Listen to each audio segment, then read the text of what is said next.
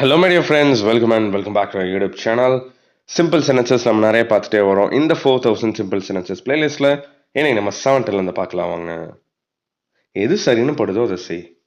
உனக்கு என்ன சரின்னு படுதோ அதை செய். Do what feels right.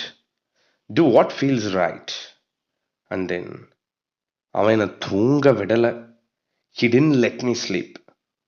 He didn't let me sleep. He did not a contract பண்ண didn't, and if you contract didn't you will get din. Okay, he didn't let me sleep.